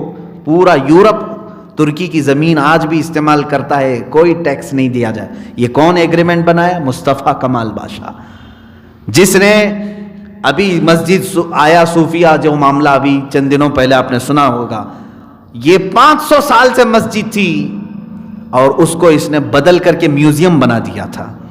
یہی وہ شخص تھا مصطفیٰ کمال بادشاہ۔ ترقی کے نام پر، ماڈرنیٹی کے نام پر، جدت کے نام پر پورے اسلام کی جڑیں کھوکھلی کر دیا تھا۔ لیکن جب یہ مرا تب علماء کو پتا چلا کہ یہ یہودی تھا، اسلام کا لباس اوڑھ کر کے مسلمانوں میں آیا تھا۔ ایک فرقہ ہے یہودیوں کا، دونما فرقہ، جو لوگ اپنے بچوں کا نام ہی مصطفیٰ، مرتضیٰ، محمد، احمد رکھتے ہیں، پڑھاتے بھی ہیں مسلمانوں، لیکن ان سے وعدہ لیتے ہیں، عہد لیتے ہیں کہ تم اسلام کی بیخ کنی کرو گے، جڑیں کاٹو گے، مسلمانوں میں جماعتیں بناؤ گے، ان میں فرقے پیدا کرو گے۔ یہ عہد لے کر کے نکلتے ہیں۔ انہی میں سے ایک شخص تھا مصطفیٰ کمال۔ میرے عزیزو، یہ منافقین کی اگر فہرست گناؤ تو بہت لمبی چلی جائے گی، لیکن افسوس اسی بات کا ہے کہ ہم پہچان نہیں پاتے اور یہ بہت نقصان کر جاتے ہیں۔ ہونا کیا چاہیے، ان کا علاج کیا ہے؟ وہی میں نے شروع میں جو بتایا، بلی پالو۔ تم اہل سنت و جماعت کے علماء کی صحبت اختیار کرو، دینی کتب کا مطالعہ اپنے لیے لازم پکڑ لو، بعد میں کوئی بھی آ کر کے تمہیں بہکائے گا نہیں انشاءاللہ العزیز۔ اور علماء کو بھی چاہیے کہ وہ اپنی عزت و وقار کو سنبھال کر کے رکھیں۔ آج ہماری قوم علماء سے دور ہے تو ان کے اخلاق سے بیزار ہو کر کے دور ہو گئی ہے، وہ اپنی وقار کو سنبھال کر کے نہیں رکھ رہے ہیں، جس کی وجہ سے قوم ان کے قریب آنے سے کترا رہی ہے۔ ارے ان کے پاس کیا جائیں؟ آج ان کی بھی اپنی اصلاح کی ضرورت ہے۔ میں علماء کو بھی کہتا ہوں کہ اپنا وقار سنبھالو، اپنی عزت سنبھالو۔ آج بھی قوم پیاسی ہے، تمہارے صحبت میں گزارنا چاہتی ہے وقت۔ بہت دور دور سے لوگ یہ سوال کرتے ہیں کہ ہماری زندگی میں مہینے میں 2 دن ہمیں ملتے ہیں، میں چاہتا ہوں کہ کسی باعمل عالم کی صحبت میں گزاریں، کہاں جائیں؟ عزیزان گرامی، ان علماء کو چاہیے کہ وہ عمل کے میدان میں آئیں، اپنا تقوی اور اپنی پرہیزگاری کو سنبھالیں۔ بہرحال یہ منافقت کا ٹاپک بہت طویل ہے۔ 2 چیزیں میں نے ذکر کیا۔ ایک عادت ان کی یہ ہے کہ یہ کافروں کو دوست بناتے مومنین کو چھوڑ کر کے۔ یہ صفت اگر کسی میں ملتی ہے تو اس سے دور ہو جاؤ، بیزار ہو جاؤ۔ ایک دن ایسا آئے گا کہ یہ تم کو بھی کافروں کی صحبت میں لے جائے گا۔ اگر کسی کو دیکھ رہے ہو کہ یہ بار بار مسلمانوں کی برائی کرتا ہے اور صرف کافروں کی تعریف کرتا ہے تو سمجھ جاؤ کہ یہ منافق ہے، اس کا دل منافق ہو گیا ہے۔ ایسے سے اپنے آپ کو دور کر لو۔ مسلمان جتنا بھی گرا ہوا ہو اخلاقی اعتبار سے، لیکن اس کی بخشش کی امید ہے، اللہ رب العزت بخش دے گا۔ لیکن جو خدا کو ہی اپنا دشمن سمجھا ہوا کافر ہے، اس کو تم کیسے اچھا کہہ سکتے ہو؟ جو تمہارے پیدا کرنے والے کا ہی نہیں ہو سکا وہ تمہارا کہاں سے ہو سکے گا؟ اس بات کو ہمیشہ اپنے باندھ کر کے رکھ لو۔ یہ ہماری نصیحتوں میں سے ایک چیز تو یہ ہے کہ منافقین قیصر اور کسرا، یہ 2 سپر پاور کا نام میں بتا رہا ہوں، روم کا بادشاہ، ایران کا بادشاہ۔ روم کے بادشاہ کو قیصر کہتے تھے، ایران کے بادشاہ کو کسرا کہتے تھے۔ جب حضرت عمر فاروق رضی اللہ تعالیٰ عنہ کے زمانے میں یہ دونوں بھی کنٹریز فتح ہو گئیں، یہ دونوں سپر پاور ٹوٹ کر بکھر گئے، روم بھی اور ادھر کا ایران بھی، دونوں بھی سلطنت اسلامیہ میں داخل ہو گئے، خلافت اسلامیہ میں آ گئے۔ اب مسئلہ یہ تھا کہ حضرت عمر فاروق رضی اللہ تعالیٰ عنہ کے پاس صحابہ وہاں کا مال غنیمت لے کر کے آئے۔ مال غنیمت کس کو کہتے ہیں؟ جب دشمن ساری چیزیں چھوڑ کر چلا جائے تو جو بچا ہوا مال ہے وہ فتح پانے والی جماعت کا ہوتا ہے. تو صحابہ وہاں سے مال غنیمت لے کر کے آئے. اس مال غنیمت میں ایک بہت ہی قیمتی قالین بھی آیا. وہ کسریٰ کے ہاں دربار میں بچھایا جاتا تھا. اس قالین کی اہمیت اتنی تھی کہ اگر دنیا کے کسی شخص کو بادشاہ اس قالین پر بٹھا دے تو زندگی پر فخر کرتا تھا کہ کسریٰ کے محل کے اس فلاں قالین پر بیٹھا ہوا میں آدمی ہوں. وہ فخر کر کے لوگوں کو بتاتا تھا کہ وہ بہت ہی قیمتی قالین تھا، اور ایسے ویسے کسی ہر آدمی کو بٹھاتا بھی نہیں تھا. جب کسی کو بہت نوازنا ہوتا تھا بادشاہ کو، اس قالین پر وہ بٹھاتا تھا. کسریٰ کے دربار کا قالین. اب جب کسریٰ کی ساری سلطنت ٹوٹ کر بکھر گئی تو وہ قالین بھی مال غنیمت میں آیا. صحابہ اس کو مدینہ لے کر کے آئے. رسول کریم صلی اللہ تعالیٰ علیہ وسلم کا یہ مدینہ طیبہ جہاں سیدنا عمر فاروق رضی اللہ تعالیٰ عنہ کی خلافت کا زمانہ ہے.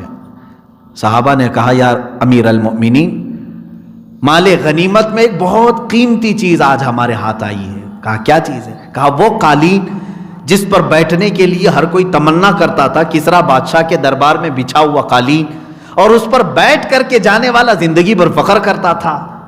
آج وہ ہم لے کر کے آئیں. اس کو کہاں رکھا جائے؟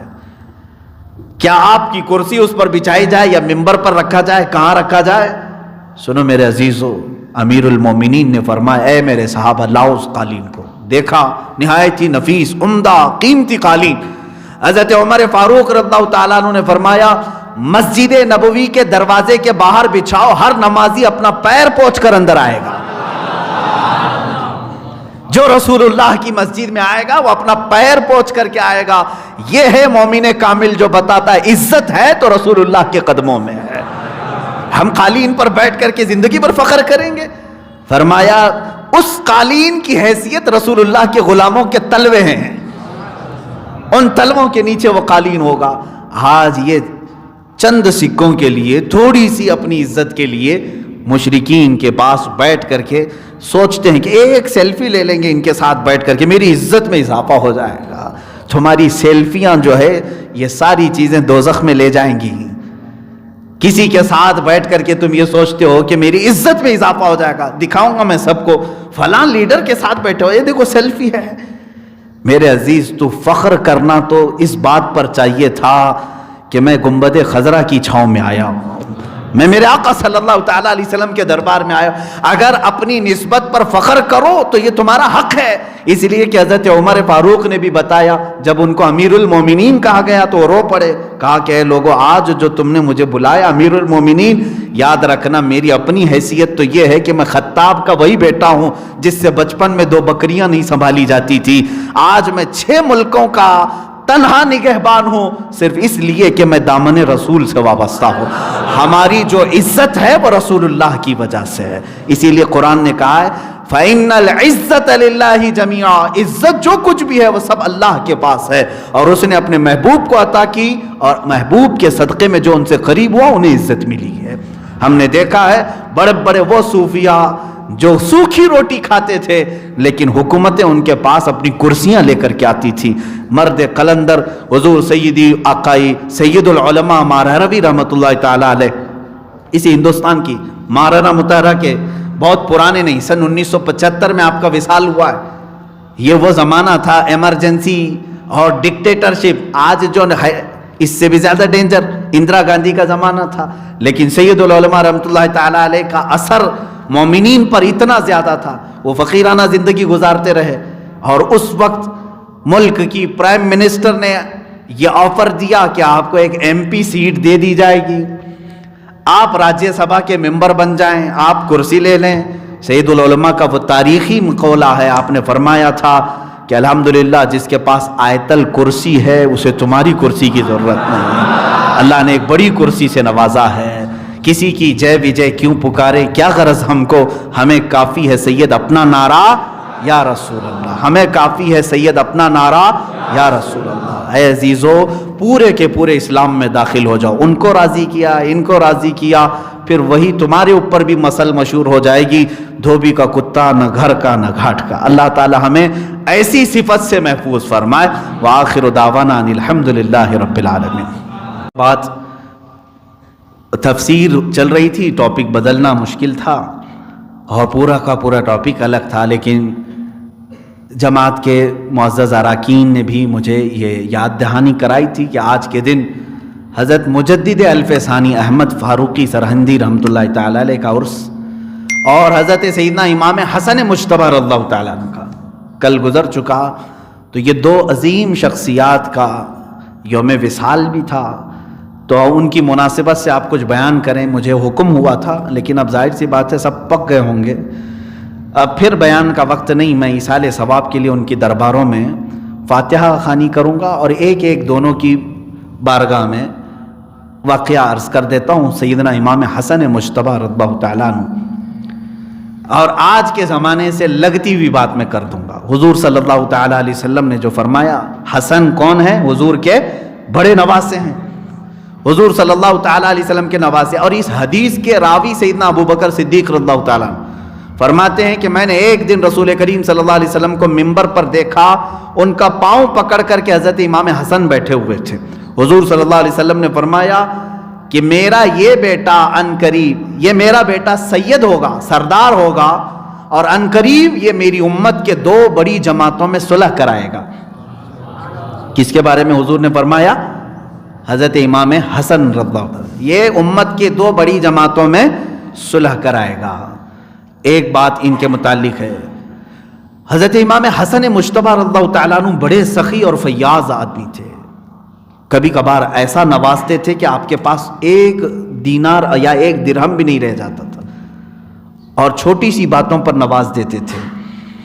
بہرحال ان کی پوری سیرت اپنے مقام پر، یہاں پر میں نے جو حدیث بیان کی اس پر میں آپ کو کہتا ہوں، حضور اکرم صلی اللہ تعالیٰ علیہ وسلم کی ایک دوسری حدیث ہے، امام حسن کے لیے بھی فرمایا، امام حسین کے لیے بھی فرمایا۔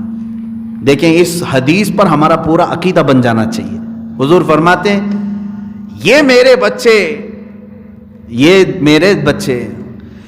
انہوں نے جس سے صلح کی میں اس سے صلح کرتا ہوں، اور انہوں نے جس سے جنگ کی اس نے میرے ساتھ جنگ کی۔ یہ دونوں شہزادے جس سے جنگ کریں حضور کی اس کے ساتھ جنگ ہے، یہ جس سے صلح کریں حضور کی اس کے ساتھ صلح۔ آخر یہ حدیث صادق کب آئی؟ حضرت امام حسن نے کس کے ساتھ کس کی صلح کرائی؟ یہی تو بالکل ہاٹ ٹاپک ہے آج کا۔ بہت سارے لوگ گمراہ بھی ہو رہے ہیں، لیکن بہرحال میں لمبا نہیں لے جاؤں گا۔ امام حسن رضی اللہ تعالیٰ عنہ مولا علی کرم اللہ وجہہ الکریم کی وفات کے بعد خلیفہ بنے، 5ویں خلیفہ راشد ہیں آپ، امام حسن مجتبی رضی اللہ تعالیٰ عنہ۔ حضرت علی رضی اللہ تعالیٰ عنہ کے بعد جب آپ خلیفہ بنے تو اتفاق ایسا ہوا کہ اسی زمانے میں ملک شام میں دمشق میں حضرت امیر معاویہ نے بھی اپنی خلافت کا اعلان کر دیا۔ یہ پہلا اتفاق تھا حضور کی وفات کے بعد، ایٹ اے ٹائم دو لوگوں نے خلافت کا اعلان کیا، ایک طرف ملک شام میں خلیفہ، ایک طرف مدینہ رسول میں کوفہ میں خلیفہ۔ حضرت امام حسن رضی اللہ تعالیٰ عنہ نے کوفہ سے اپنی خلافت کا اعلان کیا، 6 مہینے تک ایسا ہی چلتا رہا، لیکن امام حسن رضی اللہ تعالیٰ عنہ نے دیکھا کہ امت 2 ٹکڑوں میں بٹی ہوئی ہے۔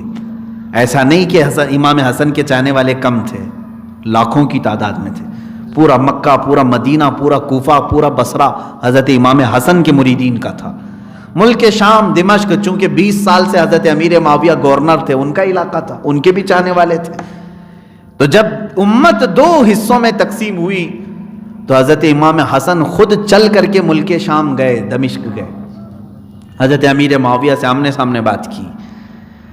امیر معاویہ رضی اللہ تعالیٰ عنہ حضرت امام حسن مجتبی رضی اللہ تعالیٰ عنہ کے درمیان جو یہ بات ہوئی وہ کافی طویل ہے اور کتابوں میں موجود ہے۔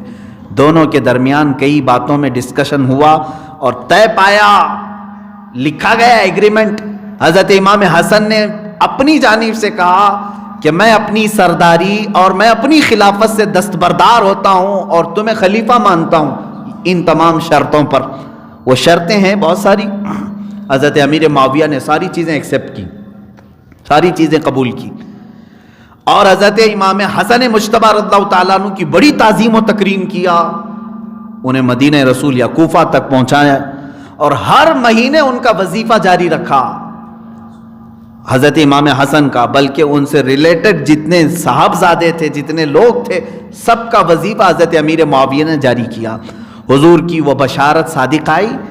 حضور صلی اللہ علیہ وسلم نے اس وقت کہا تھا جب امام حسن 4 سال کی عمر کے تھے، 4 سال یا 5 سال کی عمر کے تھے، اس وقت کہا کہ میرا یہ بیٹا میری امت کے 2 جماعتوں میں صلح کرائے گا۔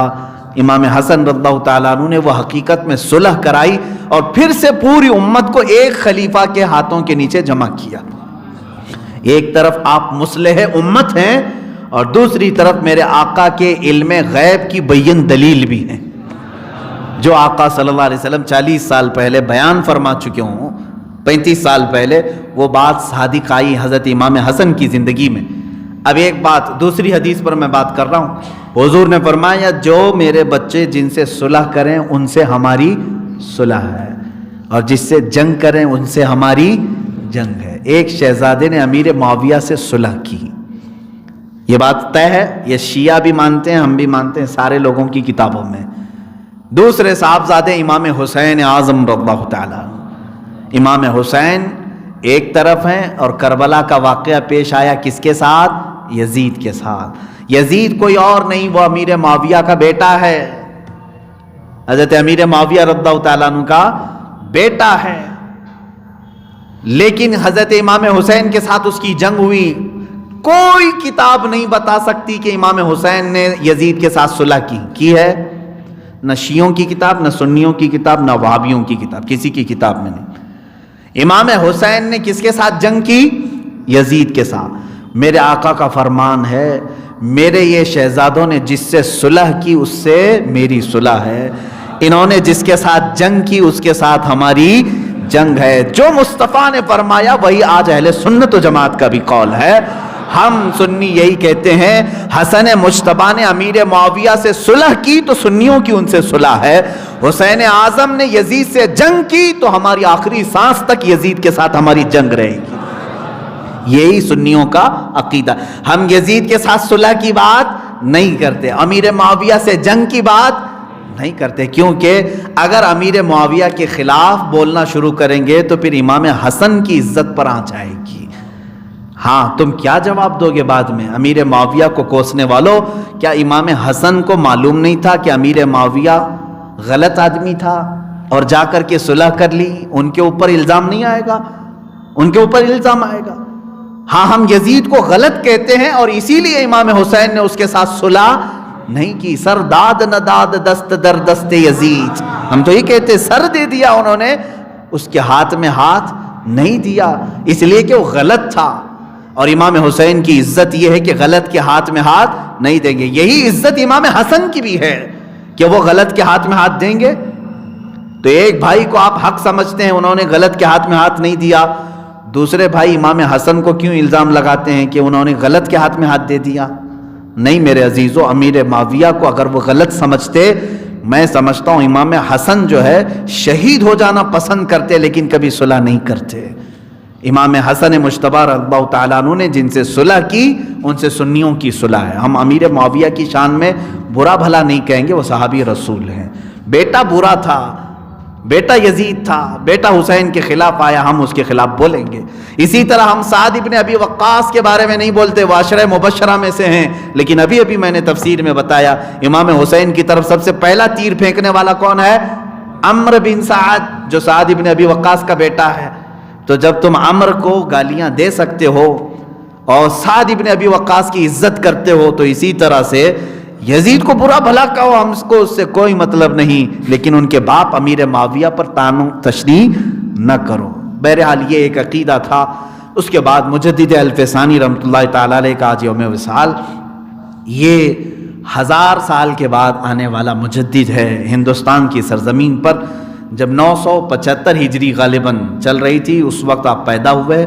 پنجاب کا علاقہ ہے سرہند، وہیں پر آپ کی پیدائش ہوئی، وہیں پر آپ پلے بڑے، بہت بچپن میں حافظ قرآن ہوئے۔ 17 سال کی عمر میں آپ مفتی کامل بھی بن چکے تھے اور نقش بندی سلسلے میں بیعت ہوئے۔ اس کے بعد آپ کے جو مجاہدانہ کام ہیں، وہ سب سے بڑا کام یہ ہے کہ اکبر بادشاہ اس وقت بے دین ہو گیا تھا۔ دیکھیں وہ بھی ایک چوہا تھا جو ہندوستان میں آیا تھا، ہاں بڑی سلطنت پر بیٹھا تھا، لیکن بات کیا کر رہا تھا کہ نہیں اب ہر مسجد پر مورتی بھی ہونی چاہیے، ممبر پر مورتی بھی ہو، اذانوں میں سیپ بجائے جائے، دونوں مکس کرنا چاہ رہا تھا۔ وہ ایک نیا دین لا رہا تھا جس کا نام دین الہی اس نے رکھا۔ مجدد الف ثانی احمد فاروقی سرہندی ان کا مجاہدہ تھا، ان کا جہاد تھا، اس کے خلاف بولنا شروع کیا، ارے بادشاہ وقت کے خلاف۔ آج جو ہے الیکٹڈ جو ہے پرائم منسٹر کے بارے میں بولنے سے لوگ ڈر رہے ہیں، وہ الیکٹڈ نہیں تھا، وہ زور زبردستی سے آنے والے بادشاہ ہوتے تھے، جنگ کے بل بوتے۔ وہاں کوئی الیکشن نہیں ہوتا تھا جب پہلے رولنگ سسٹم جو ہوتا تھا، رولنگ سسٹم میں رولر ہوتا تھا، باقی کوئی اس کو سیلیکٹ کر کے نہیں بھیجتا تھا، نہ الیکٹ کر کے بھیجتا تھا۔ آج ہماری ہی ووٹوں سے آیا ہوا آدمی ہے، غلط جا رہا ہے تو ہم غلط بولیں گے، تمہارے سے ہماری دشمنی کیا ہے؟ دشمنی اسی بات کی ہے کہ ملک کو بیچو گے تو ہم بولیں گے۔ بہرحال اکبر بادشاہ کے خلاف مجدد الف ثانی کھڑے ہو گئے۔ کیسا جہاد رہا ہوگا؟ مولویوں کو سیکھنا چاہیے، علماء کو سیکھنا چاہیے۔ وہ اکھنڈ بھارت کا بادشاہ تھا، یہ چھوٹے بھارت کا نہیں، اس زمانے کے نہیں، اس زمانے کا بڑے بھارت کا بادشاہ، اور بولا تو ظاہر سی بات ہے انجام بھی سخت ہے۔ علماء کا انجام ایسا ہی ہے کہ یا تو جیل میں ڈالے جائیں گے، یا زبان قطر دی جائے گی، مار ڈالے جائیں گے، یا تو پھر خرید لیے جائیں گے، یہی چیز ہوتی رہی ہے۔ لیکن جو حق علماء تھے وہ جیلوں میں گئے، حتیٰ کہ ہمارے امام اعظم ابو حنیفہ رضی اللہ تعالیٰ عنہ کا جنازہ جیل سے نکلا ہے، آخری وقت ان کا جیل میں گزرا ہے، جیل سے جنازہ باہر نکلا۔ امام زین العابدین نے جیل کی سلاخیں کاٹی ہیں، جیل کی تاریک کوٹھریاں۔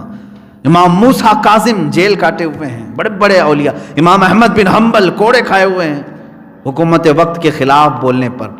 زبردستی نہیں بولتے تھے، اگر تم ٹیڑے ہو تو بولنا ذمہ داری ہماری ہے۔ اکبر کے خلاف انہوں نے بولا تو جیل میں ڈال دیا، کئی سالوں تک جیل میں رکھا۔ مجدد الف ثانی نے وہاں پر بھی اپنا کام جاری رکھا۔ جتنے چور تھے، زانی تھے، ڈاکو تھے جو جیلوں میں آئے، سب کو عالم بعمل بنا دیا۔ حدیث، تفسیر، قرآن سب پڑھایا، نمازیں باجماعت ہونے لگی۔ اکبر مر بھی گیا، ختم بھی ہو گیا۔ اس کا بیٹا جہانگیر آیا، جہانگیر کو جب خبر کی گئی کہ ایک ایسا شخص اندر ہے جو سب کو عالم بنا دیا ہے، کہا اس کو آزاد کرو، لے آؤ۔ مجدد الف ثانی کو لایا گیا۔ اس زمانے میں یہ معاملہ تھا کہ جو بھی بادشاہ کے دربار میں جائے گا اسے سجدہ کر کے جائے گا۔ مجدد الف ثانی آئے، آپ نے سجدہ نہیں کیا۔ جہانگیر نے کہا کہ تمہیں دربار کے آداب معلوم نہیں، یہاں ہر کوئی آتا ہے سجدہ کرتا ہے۔ آپ نے کہا میں سجدہ صرف میرے پیدا کرنے والے کو کرتا ہوں، میں اللہ رب العزت کو کرتا ہوں جو حی ہے اور قیوم ہے، جو ہمیشہ سے زندہ ہے، ہمیشہ زندہ رہے گا۔ تو اس نے پہلی مرتبہ، وہ جاہل بادشاہ تھے، ان کے دماغ میں وزیروں نے ڈال رکھا تھا کہ ادب یہی ہے کہ سجدہ کیا جائے۔ تو بعد میں پھر اس نے بہت ساری باتیں ان کی سنی اور متاثر ہوا مجدد الف ثانی کی باتوں سے، ان کو اپنے قریب بٹھایا۔ یہ موقع کو غنیمت جان کر کے مجدد الف ثانی نے کہا میں تیرے پاس اسی وقت بیٹھنے کو تیار ہوں جب تو حکومتی سطح پر، حکومتی ریاستی سطح پر اپنے باپ کے قائم کیے ہوئے سارے اصولوں کو ختم کرنے کا اعلان جب تک نہیں کرتا میں تیرے سامنے نہیں بیٹھ سکتا۔ وہ مان گیا۔ چند ہی دنوں کے بعد مجدد الف ثانی کی بات پر اس نے کہا دین وہی ہوگا جو مصطفیٰ لائے تھے، محمد عربی صلی اللہ تعالیٰ علیہ وسلم کا دین ہی ہمیشہ رہنے والا ہے، دین الہی نہیں رہے گا۔ پھر وہ دین ختم ہوا۔ تو یہ احمد فاروقی سرہندی رضی اللہ تعالیٰ عنہ کی مجاہدانہ کاوشیں تھیں کہ اس دین کو خراب کرنے کے لیے بادشاہ نے جو کوشش کیا، ایک عالم ربانی نے اس کو ختم کیا، اور انہی کے ذریعے سے اللہ تعالیٰ نے دین اسلام کو پھر سے پھلتا پھولتا فرمایا۔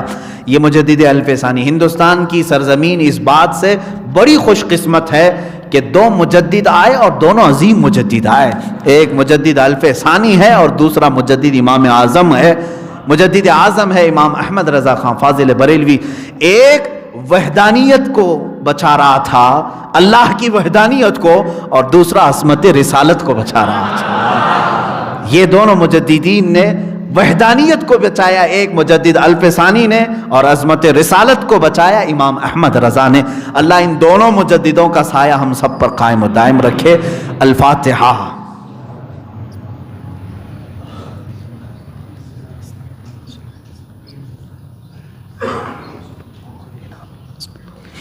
الہ العالمین ستار العیوب غفار الذنوب قدیر و جبار خدا، جو کچھ بھی بیان ہوا کہا گیا سب کو اپنی بارگاہ میں قبول فرما، غلطیوں کو تائیوں کو اپنے فضل و کرم سے معاف فرما، جو پڑھا گیا ہے اس کا ثواب اپنے حبیب پاک صلی اللہ علیہ وسلم کی بارگاہ میں نظر قبول فرما، مصطفیٰ کریم صلی اللہ علیہ وسلم کے صدقے و توسل تمام انبیاء، صحابہ، اولیاء، مومنین، مومنات، مسلمین، مسلمات کی روحوں کو نظر کیا قبول فرما، خصوصاً بالخصوص امام حسن مجتبی اور مجدد الفسانی احمد فاروقی سرہندی رضی اللہ تعالیٰ عنہما کی بارگاہ میں نظر قبول فرما۔ ان دونوں شخصیتوں کے یوم وصال کی برکتوں سے مولا ہماری تمام آفتوں بلاؤں کو دور فرما دے، ہماری بری بیماریوں کو دور فرما دے۔ اے اللہ ہم سب کو خیر و برکت عطا فرما، ایمان کی پختگی عطا فرما، منافقت کے جراثیم سے بچا، بد مذہبوں کی صحبت سے ہمیں بچا۔ الہ العالمین ہماری دعاؤں کو رسول پاک کے نالین پاک کے صدقے قبول فرما۔ ان اللہ و ملائکتہ یصلون علی النبی یا ایھا الذین آمنوا صلوا علیہ وسلموا تسلیما۔ اللہم صل وسلم علی سیدنا محمد وآلہ واصحابہ وبارک وسلم۔ سبحان ربک رب العزة عما یصفون وسلام علی المرسلین والحمد للہ رب العالمین بحق لا الہ الا اللہ۔